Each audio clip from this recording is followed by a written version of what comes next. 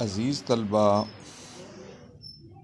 Class first year سرمایہ اردو میں پہلا سبق سید سلیمان ندوی کا تحریر کردہ ہے۔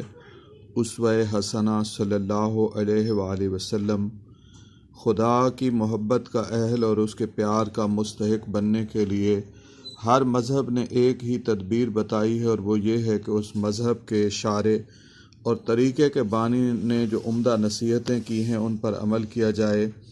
لیکن اسلام نے اس سے بہتر تدبیر اختیار کی ہے۔ اس نے اپنے پیغمبر کا عملی مجسمہ سب کے سامنے رکھ دیا ہے، اور عملی مجسمے کی پیروی اور اتباع کو خدا کی محبت کا اہل اور اس کے پیار کا مستحق بننے کا ذریعہ بتایا ہے۔ چنانچہ اسلام میں دو چیزیں ہیں، کتاب اور سنت۔ عزیز طلبہ، اس پیراگراف کی یا عبارت کی جو تشریح کی جائے گی تو اس میں پہلے حوالہ متن لکھا جائے گا، پھر سبق کا عنوان اسوہ حسنہ، مصنف کا نام سید سلیمان ندوی، اجمالی سیاق و سباق یوں لکھا جائے گا۔ مصنف نے انتہائی جامع اور مدلل انداز میں خدا کی محبت حاصل کرنے کے لیے دین اسلام اور دیگر مذاہب کے طریقہ کار کا موازنہ پیش کیا ہے۔ ان کے نزدیک اسلام دیگر مذاہب کے برعکس کتاب اور سنت دونوں کے مطالعے کی دعوت دیتا ہے۔ دین اسلام کا یہ امتیاز ہے کہ اس کے پاس پیغمبر اسلام کے حیات طیبہ کا عملی نمونہ تمام تر کمالات کے ساتھ موجود ہے۔ مصنف بیان کرتا ہے کہ دنیا کی بنیاد اختلاف عمل پر ہے۔ ہر قسم کے لوگوں کے لیے سیرت طیبہ مینارہ نور ہدایت ہے۔ ہمیں تمام اعمال اور ہر قسم کی کیفیات کے لیے ہدایت اور مثال رسول اللہ کی سوانح میں مل سکتی ہے۔ مصنف نے رسول اکرم کے وجود پاک کو آفتاب عالم تاب اور ابر باران سے منسوب کیا ہے۔ آخر میں آیت قرآنی کے ذریعے سے ثابت کیا ہے کہ پیروی رسول سے ہی اللہ کی محبت حاصل کی جا سکتی ہے۔ یہ عبارت سبق کے آغاز سے لی گئی ہے۔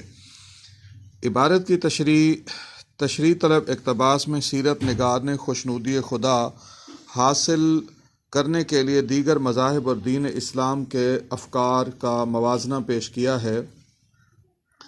دنیا کے اکثر مذاہب میں تصور خدا اور تصور خوشنودی خدا موجود ہے۔ خدا کو راضی کرنے کے ان گوناگون طریقوں میں سے اسلام کے طریقہ کار کو احسن قرار دیا گیا ہے۔ اپنے رب کی رضا پانے کے لیے دین اسلام نے اسوہ رسول پیش کیا ہے۔ بارگاہ الہی کی طرف سوائے اطاعت رسول خدا کے کوئی اور راستہ نہیں جاتا۔ ارشاد رب العزت ہے، لقد کان لکم فی رسول اللہ اسوۃ حسنہ، بے شک تمہارے لیے رسول اللہ کی زندگی کامل نمونہ ہے۔ یہ جامع پیرا ہے، بغیر کوئی سرخی یا سب ہیڈنگ لگائے یہ جامع پیرا لکھا جائے گا۔ اور اس کے بعد پھر جو تشریح آگے چلنی ہے وہ ہے کہ خدا کی محبت کے قابل اور اس کے پیار کا حقدار بننے کے لیے ہر مذہب نے ایک ہی طریقہ بتایا، اور وہ یہ ہے کہ اس مذہب کو شروع کرنے والے اور اس کی بنیاد رکھنے والے نے جو عمدہ نصیحتیں کی ہوں ان پر عمل کیا جائے۔ یہ ہم نے عبارت میں سے جملہ لیا ہے، اور یہ دوسرا پیرا ہے تشریح کا۔ اب اس میں سے ہم نے مزید جملے کریٹ کرنے ہیں یا بنانے ہیں۔ مذاہب دو قسم کے ہیں، الہامی اور غیر الہامی۔ الہامی مذاہب میں خدا پر عقیدہ لازم ہے۔ غیر الہامی مذاہب میں کہیں انکار خدا ہے اور کہیں دھندلا تصور خدا ہے۔ جن ادیان و مذاہب میں تصور خدا ہے اور ان کے بانیوں نے خوشنودی خدا کو اپنے اقوال کی اتباع سے جوڑ دیا ہے، ان کے مطابق خدا اس طرح راضی ہوگا کہ ہمارے نصائح پر عمل کریں، یعنی ان کے نصائح پر عمل کیا جائے۔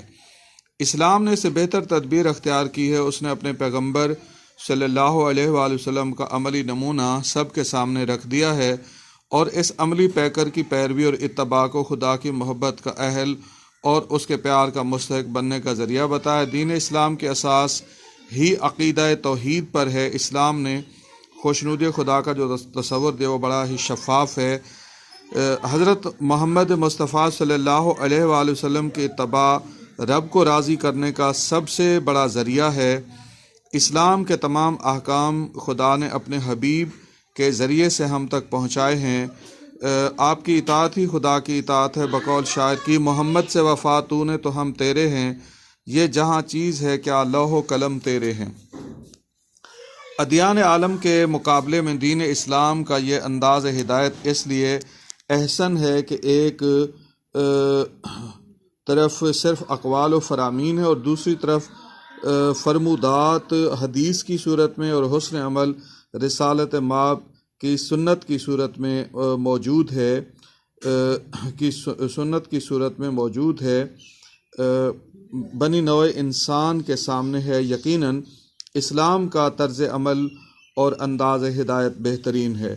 ہر پیراگراف کے آخر میں لکھا جائے گا، برٹش حکومت کے عیسائی مشنریوں نے پرچار کیا کہ حضرت عیسیٰ علیہ السلام سب کے لیے ہدایت کا نمونہ اور مثالی شخصیت ہیں۔ مسلمان بر صغیر نے موقف اختیار کیا کہ حضرت عیسیٰ علیہ السلام اللہ کے برگزیدہ رسول ہیں۔ ہم آپ کا قلبی احترام کرتے ہیں، مگر عہد حاضر کے انسان کے لیے اگر کوئی نمونہ عمل ہستی ہے تو حضرت رسول اکرم صلی اللہ علیہ وآلہ وسلم ہے۔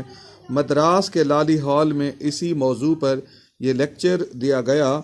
یہ گفتگو اور تحریر آج بھی ہمارے مشعل راہ ہے۔ فرمان الہی ہے کہ اگر تمہیں خدا کی محبت کا دعویٰ ہے تو آؤ میری پیروی کرو، خدا بھی تم سے محبت کرے گا۔ تو یہاں پر اس پیراگراف میں ایک شعر نعت سے دیا جا سکتا ہے، جو پہلا شعر ہے کہ تو مقصد تخلیق ہے، تو حاصل ایمان، جو تجھ سے گریزاں وہ خدا سے ہے گریزاں۔